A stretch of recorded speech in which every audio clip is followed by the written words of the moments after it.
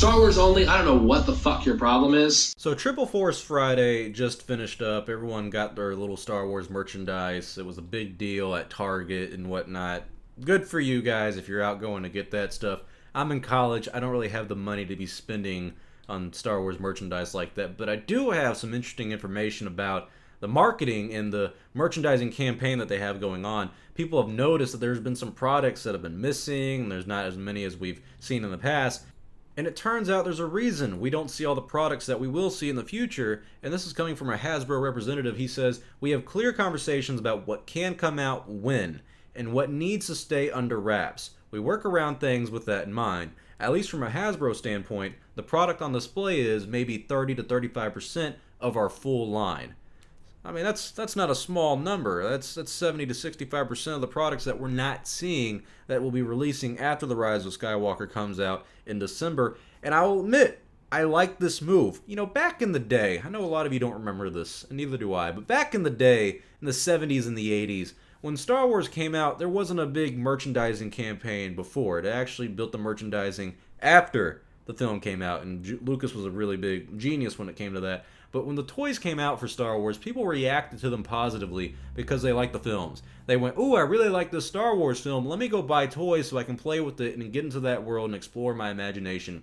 What happened with the prequels was Lucas decided to change it up and was like, you know what we're going to do? We're going to release all the toys before the films come out. So people would get the toys, and then the films would come out, and they would decide how they feel about it. And specifically with The Phantom Menace, a lot of people didn't like it, so the toy sales didn't do too great after the film came out.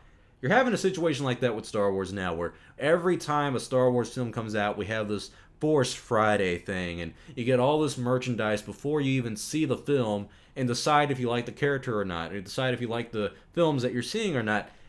And I'm completely on board with the product display or product merchandising campaign like this, where you release all the products after the film comes out so we can decide, hey, I like these new Sith troopers in Star Wars The Rise of Skywalker. Since I like them, I'm going to go buy a toy for them. Instead of having the film come out in 2-3 months and saying, well, I don't know what it's going to be like, but I'm going to go buy all the merchandise for it beforehand, really invest my time and money into this thing, and then decide if I like the characters after the fact.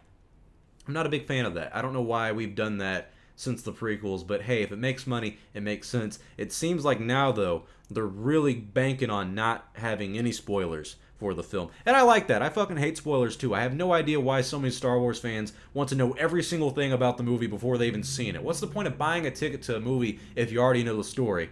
It just, doesn't make sense to me. Maybe I'm old. I don't know. But the whole toy marketing on this thing is a lot better, in my opinion, of having the release of all the main products after the film comes out to avoid spoilers, because I hate spoilers.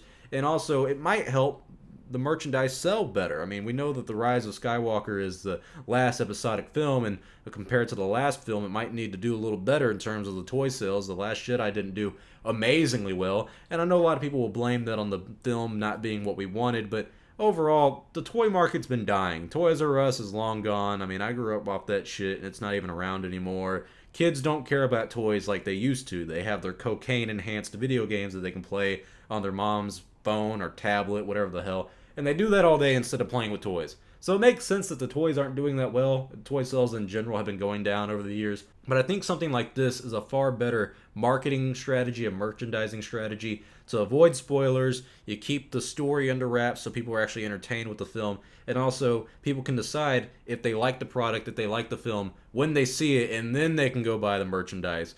But tell me your thoughts below. What do you guys think about this information of the Rise of Skywalker product line being mostly released after the film comes out? I think it's a good idea, but I want to hear your thoughts about the matter. Please leave a comment and a like below. It does help out the channel. I'll see y'all next time, and may the Force be with you always.